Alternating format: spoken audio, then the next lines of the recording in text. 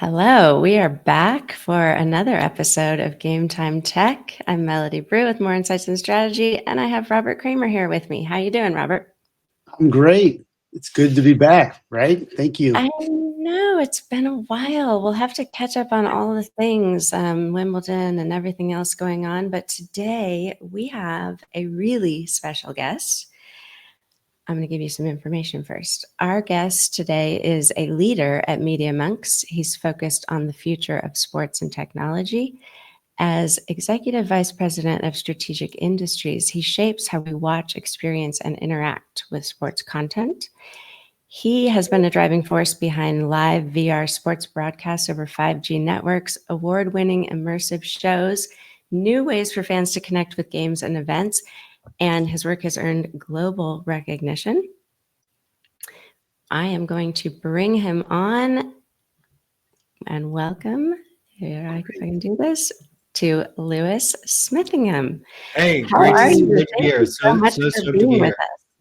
And thank you for a overly generous introduction. I think, like I said earlier, I have my therapist would say I have a novelty-seeking personality disorder, and so I tend to pioneer out of a pathological desire to do new stuff, and so have ended up collecting Guinness World Records. Yes. Participated in Mars research, all through some form of accidental hyperfocus. So super stoked to be here, and thanks for having me. We're super stoked to have you. I mean, you've spoken with groups at the World Economic Forum. You've really helped major brands deliver unforgettable high-tech events. I mean, you, like you said, Guinness Book of World Records. I mean, really amazing. But looking at your background, you really kind of started in film production. Sports sort of ended up there, right? But you have this really strong impact across sports, entertainment, gaming. So for those, I'm guessing a lot of the people watching this is going to be like, oh, that's who does that. But for anybody who doesn't know, kind of give us a little bit of background on Media Monks and then also just your personal journey and how you ended up here. Yeah, sure. I'll start with mine and then I'll jump into Monks. I mean, to your exact point, I am a grip at the end of the day. That's the person who rigs lights and rigs stands that accidentally got mad at enough producers and executives that I somehow ended up as an executive. I started my career as a roadie for a bunch of different punk bands and was touring, and then was handed a camera because I was told I wouldn't graduate high school. And so why not just learn a trade? And so I learned a trade and decided I really liked filming things. And then I wanted to be an artist.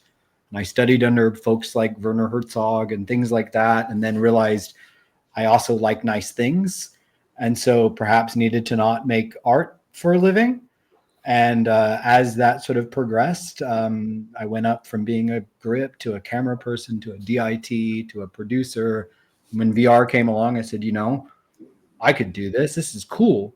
And started applying myself there, and somehow ended up partnered with one of my favorite film directors, Doug Liman, who's made crazy movies like Born and Edge of Tomorrow, and was riding this rocket ship with him. And then, kept running into this issue where I felt like our industry wasn't being served by the external folks we hired to service us. And so switched over to being a consultant. To my point of novelty seeking earlier, the cycles of development are perhaps not fit for somebody with ADHD. It takes like 6 years to make a movie or a TV show. I'd much rather do 1,000 projects a year. And so I had directed for Monks. We did a project called Foam Zone for Old Spice, where we were like, it was insane with these foam cannons. And it was a 9-hour sports live stream, sort of like based on classic Nick shows and Takashi's Castle, and had directed for Monks and called up the owner and was like, hey man, can I work with you guys? You guys are doing really cool stuff. And he's like, well, what would you do? I was like, I don't know. I'll just do something. We'll figure it out. And he's like, okay. And so I joined Monks. Monks has been around since, I think it's like 2001, 2002. Started in a basement in Hilversum, Media City, Hilversum, which is like the media capital of the Netherlands. It's also the radio capital of Europe.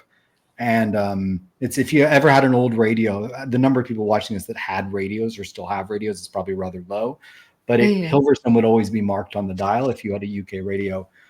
So they grew into this production powerhouse that was focused on doing, he would call it the shit that other people thought was too hard. And so the stuff that was different. And so we were the people who you'd call where like, I have this crazy idea. I don't know how to do it. We'll figure it out. And then in 2018, we were acquired by Sir Martin Sorrell, who founded WPP as this sort of digital powerhouse. We've grown to something like 7,000 people spread across 36 different geos around the world, doing lots of really exciting different production things, spread across a variety of disciplines. Realistically, there's like 3 core disciplines. You have data and digital media, which is media buying. We have a production arm that does advertising and traditional production and some actual broadcast production. I'm in a technology services arm that together we form media surface area. I simplify, and my colleagues don't love this, but I'll do it anyway. The vast majority of the things that we do are in the service of making images, and or making or selling or buying or trading or doing whatever it is. We make pictures, and with those pictures, we learn different ways to deliver to the industry. So I now head up our approach to the media, entertainment, games, and sports industry as a strategic industry, and then any other strategic industries that use video. I have this belief that, media and particularly sports is a surface area. Howard Hughes has a quote that I'll butcher for this, but Howard Hughes once said that, and this is again butchered, effectively, sports is the test bed for anything new in technology that we can still talk about. And so it's this idea that we use sports as ways to detect transmission technology. We built a tool recently that detects, it basically does live Where's Waldo. So it does video analysis, but we don't actually do video analysis. Ours is video search. So because it's searching, it's very low latency. And we used it at the Super Bowl. We've used it with a couple other major customers. And while it has a wonderful media application, it also has applications in lots of other industries that want to search live video. And so it's a place where we can test multiple tools. So I look at the intersectionality of those different places and look at how technology can play together. So I love that you kind of have what I refer to as like the I'm smart enough to figure it out gene. Like, I don't know if smart is the right word. It's I'm dangerous enough to try it. Yeah, just like you haven't done it before, fine, I'll figure out a way. Yeah. What could go wrong? Well, one of the interesting things is that you talked about it as an industry. And I think that the sports industry is used a lot to move to using that same innovation in other industries. But one of the things is I think that sports has a huge nostalgia about it. Yep. That nostalgia really cannot be tampered with, and innovation kind of reshapes these approaches to look at how the games are played. So you've been really vocal how innovation has reshaped and your approach to production. So how has Media Monk's approach changed when it comes to combining the digital fan experience and the physical? Because I think it's all about the fans at the end of the day, and that nostalgia and how innovation can help, not change. So 100%. Or should it change? I don't know. Like, I think it's like, I had this debate with a senior executive at the NFL right after the Taylor Swift sports Super Bowl. And the thing is like, that was the most watched American telecast since the moon landing, which is a wild thing to say. And 120 million viewers. And I pulled up his YouTube channel. I said, where are all the shots of Taylor? How come you don't? And I'm a metalhead. I'm not a Taylor Swift fan at all, but I know her financial value. Yep. Why don't you have shots of Taylor Swift? Where are your clips? And he said, well, my fans don't want to see Taylor. And I'm like, well, I feel like your viewership numbers say a different thing. Right. And then he's like, well, they're not NFL fans. I was like, yeah, but they're watching the ads on your platform. So does it matter that they're NFL fans, or does it matter that they're watching your entertainment thing and they're making you money? And he's like, well, and I was like, look, here's the thing. The internet, if you think my wife's YouTube is anything like my YouTube, which is full of scuba diving videos and all sorts of disaster stuff and all this sort of crazy stuff, like, it's just not the same thing. We have to look at how we get in those surface areas. So what we look at Monks is looking at how sports which is the most valuable media surface available right now. When you look at the ads that you place, the ones that are worth the most money, the ones that get the most eyes, are in sports. Sports is the last bastion of monoculture and the last bastion of slap a logo on it. It is totally okay to slap a logo on the side of someone's head in sports. You can't do that on a dragon or like on a zombie or whatever it is. It's weird. However, in sports, not a problem. We can do that. And it's a place where like ad insertion, which is ultimately feels a little dirty, but that's how we all pay our bills in the media industry. It's ticket sales, subscription fees, well, not even much even anymore, and ads.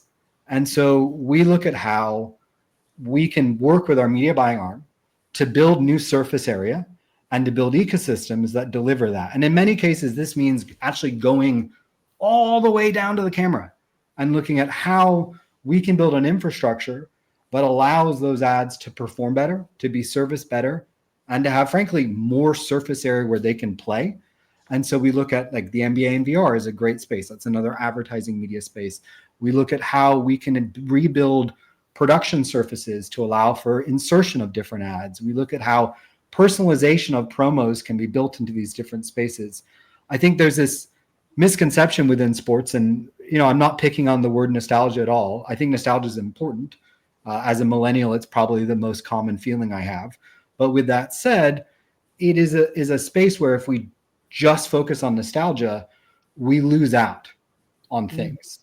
And it's this space where I actually think sports has far more in common with music than it's willing to admit. I don't know why I don't know who the sports deity is in this context, but like the idea being that sport, like music, is a culture vehicle. Yeah. The Simon Fuller, who was the inventor of showrunner of American Idol, has these great story beats around how when he made American Idol, and I had this conspiracy theory around this that I positioned to him. I pulled up these like crazy charts and I'm like, look, I think American Idol was a ploy to increase American text messaging because Americans weren't text messaging, Europe was. And if you track the growth of text messaging in the United States, it is correlated to the under 10% of difference to the growth of American Idol.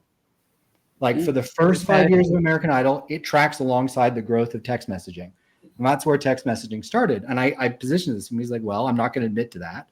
And I'm like, and he didn't wink back. But with that said, what he did say was, look, music is a culture vehicle. It's the primary way we create culture. And so if you want to have a thing that gets inserted into culture, phones, texting, the way you're going to do that is through music.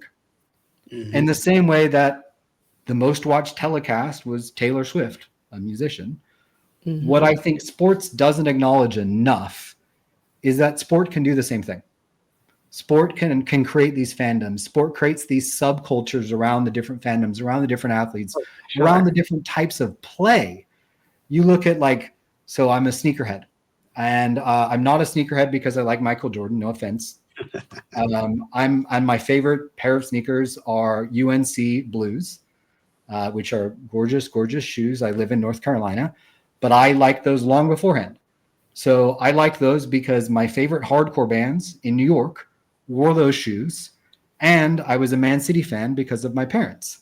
And so those are Man City colors worn by hardcore kids. And so that intersectionality is something that, while it's probably a relatively small niche, if we start looking at the different fandoms around these sports and the different cultures and the different ways they intersect, you look at a good example who do this well, and I'm biased here, the Los Angeles Kings do a great job of acknowledging all the different types of subcultures, massive Latino subcultures that watch, they service that.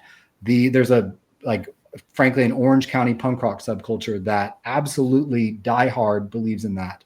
All those different properties give them new media services to drive meaning and drive identity. And it gets into this place where, look, if sport is a part of your identity, which it is, and fandoms are, and you believe in it, it means your propensity to buy and to watch an ad. look, if the Canes called me up and were like, hey man, we need you to track your bowel movements for the next 3 weeks and submit it to us, and that might help us win the cup, I'd be like, okay, cool, where do I sign up? Let's go. Give me pictures. And it's that space where, because of it being part of our identity, plays. And so what Monks do is we look at how we create that. We take that intersectionality. We take what we know about. And it's funny, I was saying to our founder the other day, we go into these sports leagues who have vast reach. One league we've talked to recently has literally 1 billion people watching it. And the level of robustness in their targeting is so much less than the people that make air fresheners, than the people that make infinitesimal different like media or physical CPG products. Mm-hmm. And so what we do is we say, hey, look, we have this team that can target the tiniest little product. We have a tool. We got one of my first jobs at Monks was we made an Oreo cookie physics engine with Unreal. And it was literally looking at how we could drive physics in how cookies crumble. So we have people that do that level of research. Yeah. And we bring that knowledge and we bring that know-how, and we bring, quite bluntly, the propaganda systems and the conversion systems that are a part of that. And we bring that to sports. And we look at how sport, which is this growing vehicle, I think the opportunity in sport right now is better than it's ever been. The amount of growth we're seeing, the amount of surface area that sports are hitting. You look at what NIL has done in the last 10 years, the last 2 years, the amount of growth of those spaces, there isn't enough sport to be consumed. And that is a really interesting opportunity for anybody who's getting into the media space, because it gives you this space where you have tons of opportunities to play.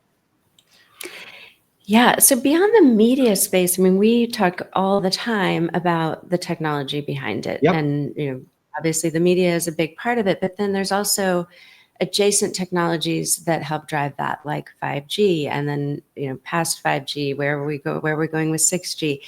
So yes, there still are places where people can slap a logo, but it really is becoming a technology proving ground. Oh yeah. I think we talked about this one of the last times we talked, that I was at the PGA Championship, and T-Mobile was running wireless cameras on 5G, and then also tracking stats. I mean, I just came back from Wimbledon. We've both been to the US Open. Like the number of statistics that are tracked, the cloud production, I mean, all of these things, these are massive proving grounds for enterprise technology. Yeah. So yeah, there's still logos. And of course, we see those logos, but sometimes you don't. I mean, sometimes I'll be at a sports event and I'll look around and I'll see, Cisco networking. Cisco's not, logos everywhere, but they're behind the scenes, right? Correct. So, I mean, I think what introduced us to you was your kind of rollout of hybrid remote production on AWS. So both a partner and system as integrator. What was that like? Because I mean, we kind of know some of the background, but give us, because I think how did we get started? Interesting. How did you get started? Where did you figure out, like, holy crap, we've got something here? By accident. But I'll say to that end, PGA are really good at innovation, and they're one of the leagues right now that are really pushing new ways of broadcasting. And you look at what the team has done down there. It's pretty spectacular how they've approached innovation. Mm-hmm. So to my point earlier about why we get into this is a lot of our media buyers have frustrations as to why they can't personalize, why they can't insert, why can't they do these things. So we go and we look at the core of the issue. Now, how we got into cloud and how we got into this. When I joined Monks, I had this beautiful pitch about how I was going to buy this $20 million broadcast truck, and like we were going to have a command center in New York City, and it was going to be all this was really cool. And I joined on January 6th, 2020. And I remember going and doing my pitch in LA to the CEO on March, I think it was like 10th. And we're taking off. And my wife was like, hey, we're shutting down. The whole city's closing. I'm flying back to New York. And on March 13th, everything shuts down. And I'm like, oh my God, I work in production. This this could be a problem. And a buddy of mine who worked at Conan, Jason O'Malley, who's now at AWS, called me up on March 23rd with an SVG article about how Riot Games was using this thing called Nimble and a tool called vMix to produce all of their stuff in the cloud. And Jason goes, I think we should learn this. I think we should figure out how to do this. And I'm like, yeah, I think so too. And then a few weeks later, I get this text about broadcasting the NBA in VR. Can you do it?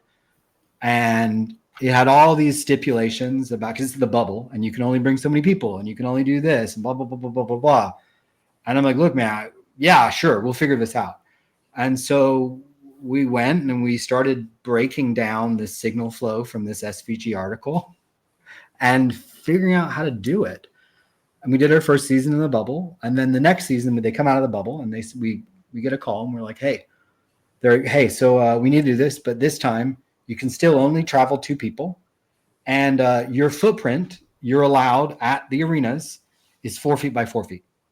That's it. And well, that's not a truck. And we're not allowed parking spaces. And so we're like, well, I guess we have to do this in the cloud completely.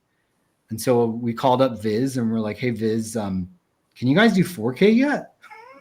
No. Well, can we help you figure that out? Okay. And so we were dragged, frankly, kicking and screaming into the cloud. It was really hard. We had to learn a lot of new stuff. Look, like I said earlier, I'm a simple production person in many ways. And so like we had to learn how to do all this sort of stuff and get AWS certs and do all those sort of different things. And then we came out of the season and we looked at how our money was made and what we did. And we started realizing, wait a second, because I didn't fly 20 people around the country, because I'm not hiring tons of people in every location, because I'm not shipping a truck across the United States that has the risk of falling over and crashing and doing all these things. I'm literally shipping basically a washing machine worth 300 grand. Like that's it. Plus some cameras. Things were a lot more profitable than they were supposed to be. And then we signed the AWS Climate Pledge and we got audited. And, I'm at work in production, so I'm the guy that's going to be bad, right? Like we're like, Lewis, like you better get ready to cut some stuff because your carbon footprint's going to be bad. And we found out, wait, it's going to be really hard to calculate our carbon footprint because there basically isn't one in the cloud because we don't have generators. Our washing machine plugs into a wall outlet, not even a special one. So like the amount of power it draws is basically nothing. And we realized like, wow, this is crazy sustainable. We're out shipping a ton of people around and our people can go home at night. They can go to sleep in their own beds. They can engage. Julie Souza from AWS has this great beat. When she asked her NHL team, hey, what was different about broadcasting in the cloud? The TD said, well, right before the game, I sat down at my kitchen table. I had dinner with my family. And then after the game, I watched some TV and then I went to sleep in my own bed. And then I woke up at home the next day. And we found that would allow us to engage with a much more diverse staff, different skill sets, give better quality of life to our staff, but also give us a place where, candidly, our costs were less. And so my boss came around the following year and was like, hey, so you ready to buy that truck again? And I couldn't build an argument that said yes. It just didn't make sense because of how this business model worked.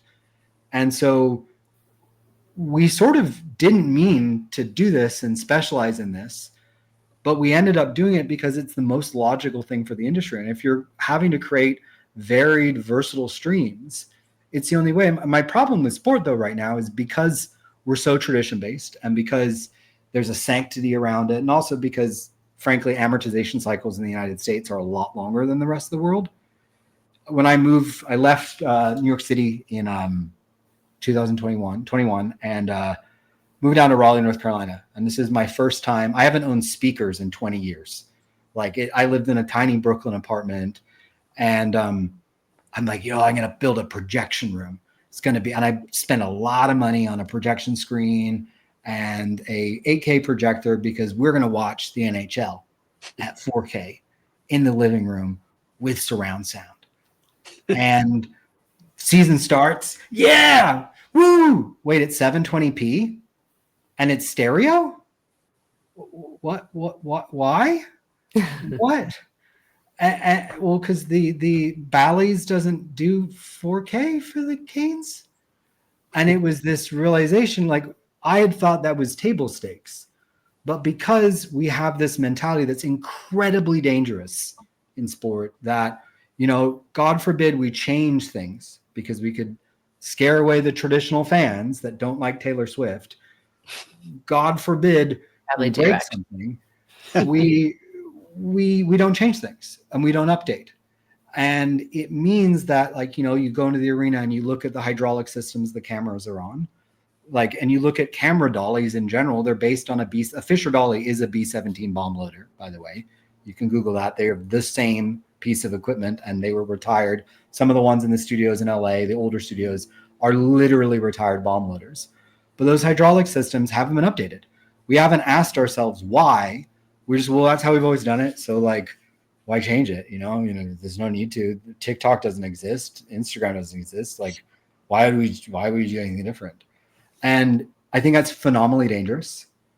And it also is a place where it makes new sports harder to be approached. And younger fans who are brought up, look, I had a computer in my house, but, like, if you look at the number of images I saw a day, it wasn't that much. My parents let me watch National Geographic. That was about it. But a kid today growing up on Fortnite and YouTube, and they turn on and they watch a hockey broadcast that looks not too different from how it was broadcast in the 30s. Like how does that not feel broken to a kid? And so we work with sports leagues to fix that and to build things. That's not saying the traditional fan doesn't matter. It's saying that there are more fans and there are more platforms and there are more spaces you deliver to other than just traditional linear television. You have to service all of those things because, when I started my career, there was one platform. You go to TV or movies. That's it. There's nothing else. And there was a master file and that was it. Well, now I go into some of the biggest newsrooms in the world. And if you do this at any news channel, you can go in and there'll be this busy room full of important grown-ups running around doing journalism stuff. And then there'll be a table of quiet Gen Zers with headphones on, 6 of them maybe, sitting around. And you say, well, what's the viewership of the newsroom? In the newsroom, a good newsroom, 18 million people. How many people are viewing what the 6 people over there are watching? Billions? Usually. Mm-hmm. And so it's a space where you say, okay, well, what's your primary platform? Well, your primary platform is TV. Well, no, it's not, because that's not where your viewership is. There is no such thing as a primary platform. The primary platform is where your viewers are, no matter what the platform is.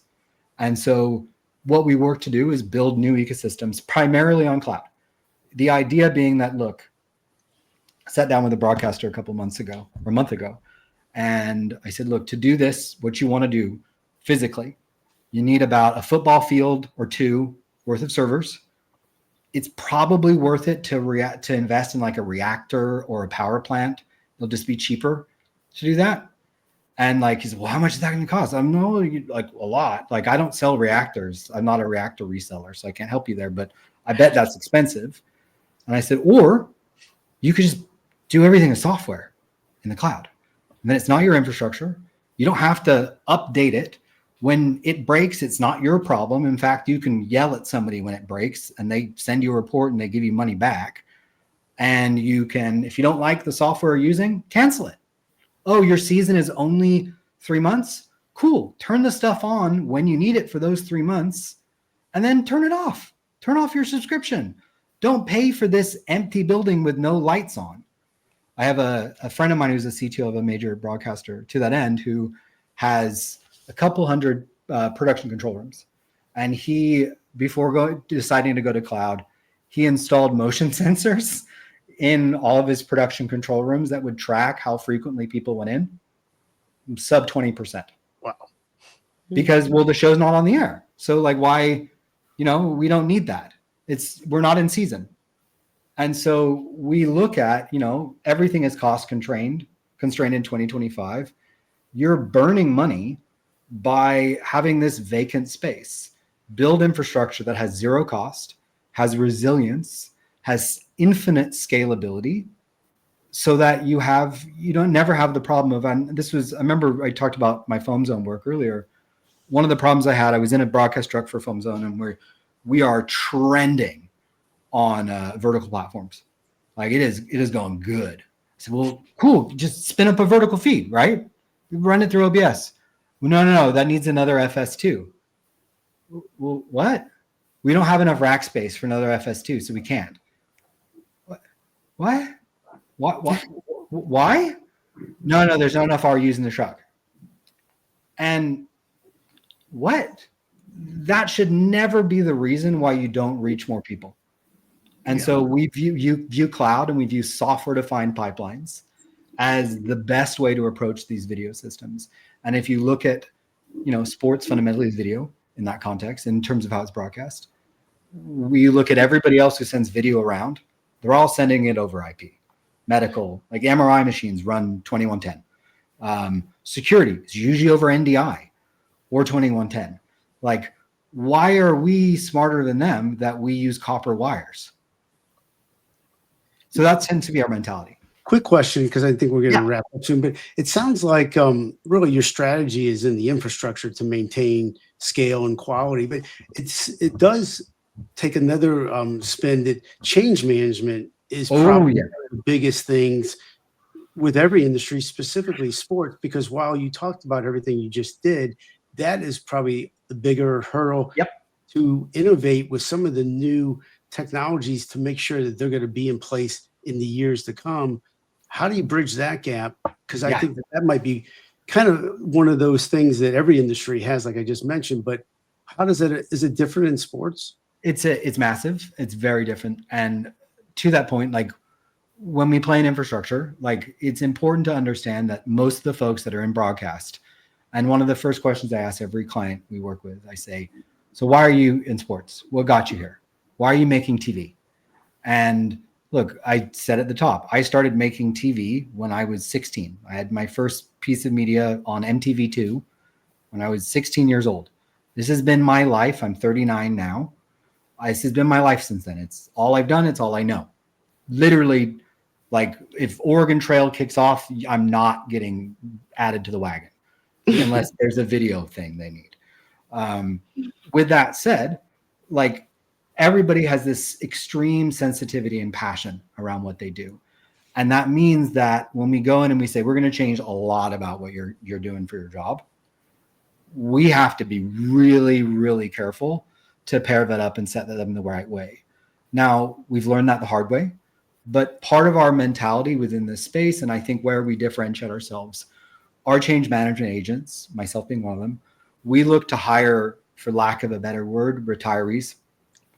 So folks that have come from the industry, have been a part of the industry, can make nuanced jokes about versions of Avid in phone calls, or little jokes that when I was an editor and I would have the consultants come in, some wonderfully smart 21-year-old who just graduated from Harvard when he was 12 or whatever, and who would start telling me what to do. It's like, well, have you ever edited ever? No. So why are you telling me what to do? How could you possibly know what my life is like? And so change management is a core part of it. Now, keep in mind, like, I don't actually even think about this as infrastructure in the traditional way. It is surface area for media. It is surface area for our broadcast. It's a way to create reach. It's a way to create scale. Like you look at some of the folks that are doing great jobs at this. The IPL is outstanding. I absolutely love women's hockey in the United States. The way, and in Canada, the way that's grown is so outstanding. It's such an interesting vehicle because candidly, they had lower risks to start. They were able to innovate because they weren't like, well, we don't have years and years of tradition. That opportunity, and where I think we'll see growth, the next big wave will be in high school sports, college sports. There are people, when you think about the NCAA, to your point, and I'll get to change management one last time. You think about the NCAA, they think about the top schools. Duke, USC, Cal, Berkeley, all that sort of Mhm. stuff, right? Well, NIL covers 1.2 million games a year. Like, and it's not like Cal's doing that many games. There's only about 20,000 games, which is a little bit less, that are broadcast right now of that NIL list that can be broadcast. That means there's, and again, I'm a film major, so I'm not good at math, but there is something like, 1.1 million games out there that's not being seen, stories that aren't being told, opportunities for storytelling and broadcasting and media that is everybody wants, but just isn't there yet. And so as new technology comes online, we were talking before this call about, a Stream Deck and an OBS. So I'm using an overpriced camera. I'm using a Zcam, but an iPhone sensor is just as good in many cases, and a Stream Deck and an OBS. Those are tools that you can make good quality productions out of. And when you start looking at these spaces, I think where sports will shift is changing the mentality of we have this one place that we broadcast to, and this is the place, and this is the most important thing, to what surface areas do we need to cover? And how do we get to all these different spaces to where our audiences are watching across different pieces of media? And how do we engage with those stories across places? And in the same way, like, I'm not saying that, you're going to be able to watch the NBA as you go down a supermarket aisle, but also why not? And so we'll get to elevator music sports at some point in time. I mean, it is really being able to see the teams beyond the obvious ones, right? We talked about this last year from Wimbledon, where you may not, who's playing on center court and court 1, but you may have a friend or a relative who's playing on court 13. Yep. And previously, you wouldn't be able to get the play-by-play. You wouldn't be able to get any of that information until the game was done, and you probably would not even get a wrap-up at that point. You would get stories from the actual player or the fans. So now you're able to reach so many more. I mean, I live in Texas. We are big high school football. People are always asking, why aren't they airing these games? Why can't these games be on TV? I mean, the answer is they can, right? I'll tell you why. Because I've had a conversation with some of the schools in Texas. I can tell you exactly why. So when they go to do a broadcast, they call up who you normally call, somebody who rents a truck. And they say, and I won't do a Southern accent. Well, I probably will. So this truck's going to cost you about 20 grand per game, and then you're going to need some staff to run it. And, Texas Chaparral High School can't afford 20 grand per game. Why can't you use drones over to film it? Well, we're getting there. Okay. So the traditional way is, you ruck up the same way any sport is broadcast. Well, what if you use drones, like you said? What if you use iPhones that send NDI to a cloud instance of Chiron Live, which is, I think it's like $90 or something insane. And sure, it's not the traditional broadcast quality. And sure, shooting with an iPhone is probably not ideal and is certainly not as reliable or resilient as a Panasonic. But fine, upgrade to a Zcam. Still works. And you get into this space where if you start thinking differently, and that's where the cloud gets really, really fascinating, because you can get a cost of a high school football game like that under $300. And all of a sudden you have a media property that wasn't on air. Now you live in Texas. Imagine how much the media value of that is worth. And you start getting this spot where because you're on air, you can sell $20,000 worth of ads that game. And those kids can use their NIL, and they can go and they can get into the best colleges with that. It's an opportunity space, but in order for us to activate on that opportunity, we have to shift our mentality into cloud and to software. It's the only way it'll work. And it just doesn't work. High school can't afford $20,000, $15,000, even a $5,000 truck. Where are they finding that money? It's not viable. And so that's where, when you start thinking differently about broadcast and you start thinking about the cloud, you get to this opportunity where you stop saying, well, this is how we've done it. So this is how we'll do it. And you get to this space where, wow, I have a signal that's on air that wasn't on air before. And that's an opportunity. So that's where we get really excited. And yeah, I believe NIL is in discussion of extending to Texas high schools right now, if it hasn't already passed. Yeah. I mean, I love the idea of it just because my kid is going to play baseball in California and I can't go to every game. I've probably in the 12 years he's been playing baseball, actually he's played longer than that, but past T-ball, I've only missed a handful of games. So how much would you pay per game to watch it? When you watch it, how much would I pay to watch your kid when your kid goes away to college? If I offered you a subscription package, how much would you pay per game?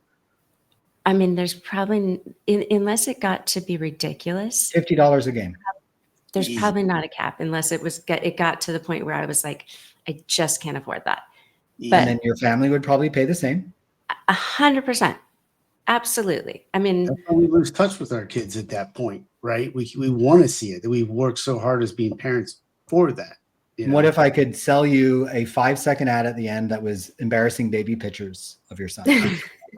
I'd pay for that too. Yeah. Yep. So that's the opportunity here where if we start thinking differently, we get into vast new media landscapes and a vast new space of all sorts of different exciting pieces. This is what all industries are going through as we're going to wrap up in a second, but it's called it's modernization. All the different industries are going through it. Sports is not out of the woods on this either. And they're going through the transformation of new sports has the biggest opportunity. Yeah, it's practical. It's easy to understand versus a manufacturing process of, chemical, goods or, something of that nature. So it's an easy learn. Mel, anything on your end before we wrap up? Or this has been great. Just some background for everybody watching. We met with Lewis a couple of weeks ago to talk about AWS. We're writing a research paper on the sustainability and cloud production. And I think our 30-minute call turned into over an hour of just so interesting, so many stories to tell, so many things that we talk about all the time about the fan experience, the proving ground for technology. There's just so much to this. So thank you so much for coming on and giving us more of your wisdom, and I just love it. It's awesome. I'll say one last note on that, and to your point about the cameras and about the updates and how we need to innovate. I remember, I come from the film industry, and when I was graduating high school back in 2004, 28 Days Later was coming out, and I think it was actually 2002. And the high school vocational program I was in, had a Canon XL1 camera. And that's the same camera that Danny Boyle shot with. And it was sacrilegious that they weren't using cinema cameras. They were using an XL1. And I remember looking at that and being like, dude, if he shot 28 Days Later, I can shoot crappy music videos with the same camera. This is amazing. And 28 Years Later just came out. Great movie. And large chunks of that was shot with an iPhone. And it's not insane and sacrilegious anymore. Yeah. And so we've seen this transition occur in other parts of media. I think sports are primed for it because frankly, there's a lot more money to be made in this space with that. So I'm really excited for the next 5 years and to see how this goes. Thank you. Well, thank you, Lewis. And it's been wonderful having you here. We're going to wrap up. This is Robert Kramer, Melody Brue, Lewis Smithingham from Media Monks. If anybody has any further questions, please reach out to us. This will be online, and we look forward to more time with you, Lewis. And any questions you have with us, please don't hesitate to be a stranger. Thank you very much. Likewise. Thanks so much.